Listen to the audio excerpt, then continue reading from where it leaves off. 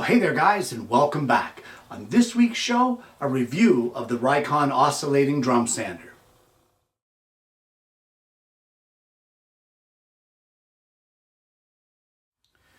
So here we have the sander itself, and there are several features that you'll notice right off the bat with this, and one of them is the rather large start-stop station right in the front end. With the recessed on button being a little more difficult to press to avoid accidental energizing of the tool. I do like that. And as well, it has this oversized protruding stop button as an emergency stop. I like its placement and it's very easy to access, so that's just spectacular. They also have on this sander onboard storage for all of the sanding drums, and when you come to the sanding drums, it is equipped with and comes with 5, and they range from the 1/2-inch drum right up to a 2-inch drum. It's also available in a larger 3-inch sanding drum. The only negative thing I can say about the 3-inch is I really wish it came as a standard feature instead of an add-on. It is an add-on to the initial sander. It would have been nice if that 3-inch would have been included.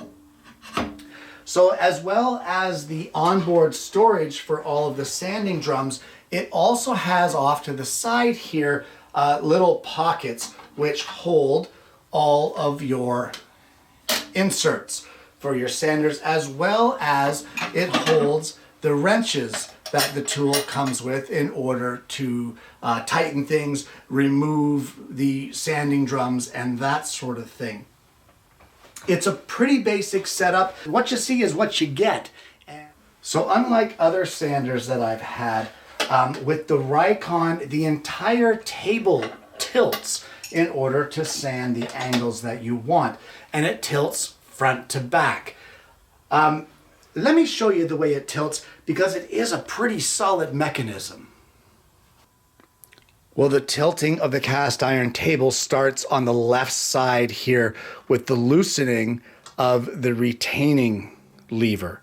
This will loosen the table and allow you to adjust it, but the adjustment is actually on the opposite side. So it has a rather large knurled handle here, a steel handle, in order to adjust it, and it has a locking knob that you would release, and then you can rotate this knob here to dial in the angle that you wish to use with your sander. It is a scale of 0 to 45 degrees tilting forward, and then of course to tip it back you just simply rotate this knob here, tighten your lever on the opposite side, and then you can tighten this knob here to prevent this handle from being turned again. Each side of the table has positive stops. I don't know if you can see them here, but there is one right here. That is the 45 stop, and there's another one up in the top here, and that is the 90-degree stop. The 90-degree stop is on both sides of the table, and the 45 is just on the one side. But once you get them set, it's very easy to rotate it to get your angles that you want. The thing you want to keep in mind with the Rikon sander is that it has 2 types of inserts. One is the type that just has your center hole like this, and this is for 90-degree sanding. The other type has this kind of an oval or oblong hole, and this is for angled sanding. You can't put them in the wrong way because there is a notch in the front here, and all you need to do in order to line up your insert or to install your insert is line up your notch in your insert with the notch on the table, and your insert just clicks right into place.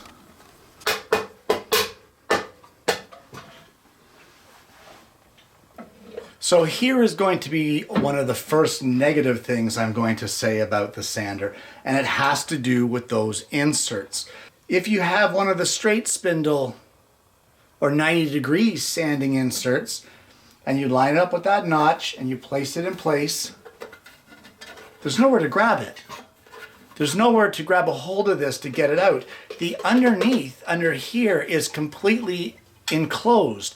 There is no way to get up underneath in order to get that insert out. And it can be a pain in the neck. So I always keep a cut-off coat hanger that's here for this exact purpose. And all I do is I push the coat hanger down, and then I'm able to hook it up through the vent holes that are in this. But that is something that I guess wasn't considered when the machine was designed, is that it's a little difficult to get these out if you don't have a coat hanger on hand. There's nowhere to grab it and nowhere to just pop it out. Well, I just want to go through a spindle change with you. And because this is all closed in here for the dust collection, in order to access the spindle to tighten or loosen, you need to tilt the table. So the first thing you're going to do is we're going to remove the insert. Now you want to make sure that the spindle is at its topmost position, and I'll show you how you can do that. You just turn the machine on and hit the stop when it's at the top. So there we go. That is at its top position now.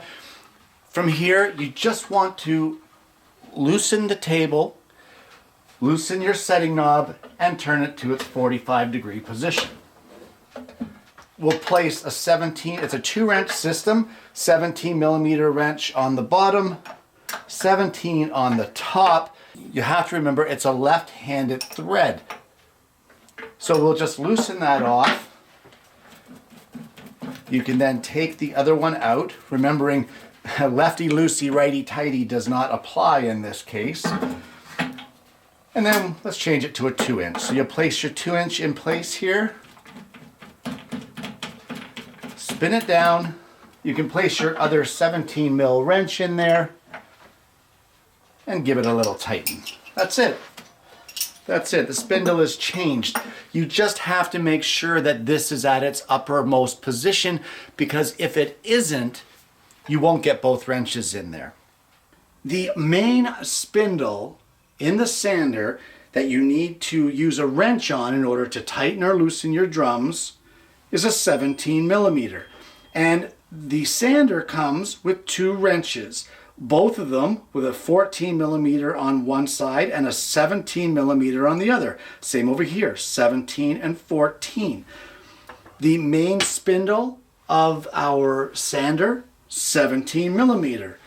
The nut or the tightening section down here on each of the drums, 17 millimeter. Perfect. What about the top? Okay, well, that would probably be your 14 millimeter, right? No. Okay, maybe it's 17. No, it's not. You know why? Because for some weird reason, it's 5/8. And the sander doesn't come with a 5/8. Okay, no problem. This was an after purchase, an aftermarket. This is an accessory, so fair enough. It doesn't work with the provided wrenches. Here's one that came with it. 5/8. It gets weirder. 5/8. It's a 1/2 inch. So this one is a 1/2 inch and this one is a 1/2 inch. So now I have purchased some cheap wrenches, this being one of them, to go with the sander, but I had to buy them outside of what it came with, because the 2 wrenches that were provided do not tighten the spindles. So I don't know what happened here, but somewhere along the line, Rikon dropped the ball with having metric 17 mils down here and Imperials 5/8 and 1/2 inch up here. So there's one of the drawbacks of the sander itself. I have no idea what happened. So if you're in contact with Rikon, or you are from Rikon and you're seeing this video, maybe you could drop a message here and explain to me and the viewers why this is like this exactly.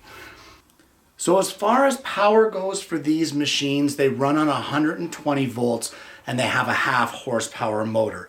Now for most applications in the shop, you're not going to need more than 1/2 a horse for an oscillating spindle sander. It's more than adequate to suit your needs. Now, it spins at 1700 RPM, and it has a travel of the oscillation here of almost an inch. This one does have a nice travel for the oscillation. One thing you'll notice with it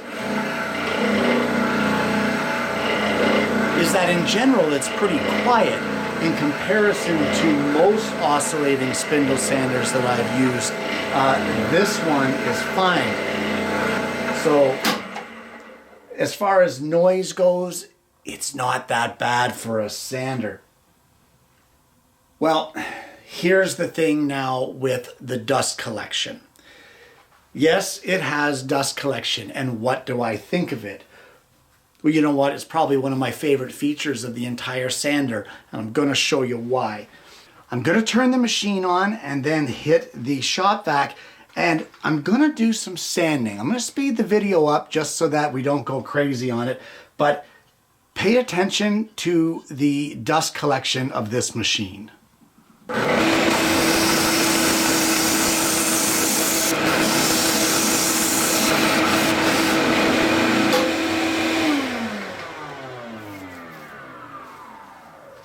Hopefully you could see while I was sanding how well this setup works as like a downdraft table to take away the dust. I complained a little bit earlier about the inserts being difficult to get out because everything down here is all enclosed. But having that enclosed down there is one of the reasons that the dust collection on this sander has got to be one of the best designed dust collections I have ever seen on an oscillating drum sander. There isn't really too much that you can say about an oscillating sander. It spins and it goes up and down. That's basically the gist of the tool, but it's certain features and certain adjustments and that sort of thing. It's those small little details that make a tool stand out, whether it be for the negative or whether it be for the positive. So, one thing with this tool that makes it stand out above the other ones that I've tried is its solid feel. This thing weighs almost 80 pounds. It's 76 pounds. And when it's running, there's no vibration, there is no shaking. It is a very solid machine. And I think something that goes a long way to helping with that is the fact that it has that very large cast iron table. I believe it's almost 15 by 15, 14 3/4 by 14 3/4, I believe it is. And that is a wonderful large working space. Supports your workpiece quite well. I've never had a problem with it not supporting it. Just like any other tool, guys, there is adjustment and setup that needs to be done, and the main thing is getting that spindle level with your table. It's not that big of a deal. Those cams that I showed you earlier for adjusting are very easily adjusted, but they can be finicky. So as with any tool calibration, you have to take your time. You have to do it and do it again and do it again and do it again and do it again until you get it the way that you want it. It's just the way that it is. It's the nature of every tool. No tool is instantly calibrated the second you get it, and you need to take the extra time to calibrate it. So, what do I think about the Rikon sander? Honestly, I love this tool. I really do. There are certain annoyances that come with it that, although I shouldn't have to learn to live with them, the tool's functionality overshadows those negative things. So some of the negatives that I pointed out here in today's show are, for starters, the variances in the wrenches. They offer you, or they give you a 14 and a 17, but yet some of the spindles, in fact all of them, require imperial measure wrenches in order to tighten them, being a 1/2 inch and a 5/8. Don't know how that worked out. You got me. The other negative here is the fact that those inserts, once you get that drum in there, it's a completely sealed unit. You now can't get that insert out. You can't get up underneath to release it. You can't tilt the machine now to be able to release the spindle with the wrenches because the insert is in the way and it's a pain in the neck. Rectified by a coat hanger, but it's not something that you should have to do. Maybe Rikon at this point needs to step in and provide or design an insert removal tool. So it's not sounding too promising, but there's something that overshadows the negative. And you know what? It's all enclosed underneath, so I can't get out that insert. But that completely enclosed area makes the dust collection on this thing absolutely unreal. The best I've ever seen. I have never seen a sander of any kind have the type of dust collection and the percentage of dust removal that this machine has. And that's very important to me in a small shop. Should be important in any shop when it comes to your respiratory health and dust collection. This thing, if there was possible to give more than 10 out of 10 for the dust collection, it would get it. So it's not about the annoyances, it's not about the wrench sizes, etc. These are all things we can overcome.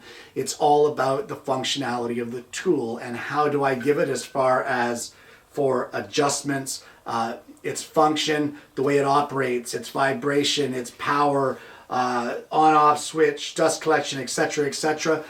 Honestly, even with the 3 or 4 little small quirky things, I'm still giving this between an 8.5 and a 9. It's just a solid feeling machine. And when I compare it to 2 other oscillating drum sanders that I have used in the past, one being the Rigid, which I was quite happy with, and another one being the Ryobi, this Rikon makes both of those look like toys. Look like something that was made by Fisher-Price. If you were to purchase this sander, I can say with the utmost certainty and confidence that you're going to be happy with it. This thing has been a great addition to my shop, and I've loved it since day one, even with the slight little nuisances. Guys, this has been one of those fun shows. I've been wanting to do a review on this for a little while now. There isn't any reviews out there online, and I know that some of you have seen me use this and asked me questions, and I thought that maybe you'd like a little closer look at the machine. It doesn't seem like I covered that much, but as I said, there's not much to cover on an oscillating drum sander. It spins and it goes up and down. The rest is all function, form sort of thing. So, guys, if you haven't already, please don't forget to like and subscribe. Click the bell so that you don't miss the notifications of future episodes of the show. I hope you've enjoyed today's content, guys. I hope you found it useful, and if not useful, at least I hope you found it a little bit entertaining. I hope that if you're considering this sander for your arsenal of tools, I hope that this review has helped you out a little bit. Or if you had questions, hopefully that this review has answered those questions for you.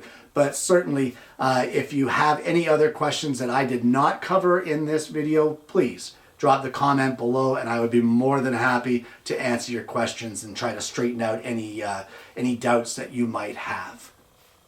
Guys, thank you so much for tuning in, and I'm looking forward to you joining me again next week when I bring you yet another Alternative Tuesdays.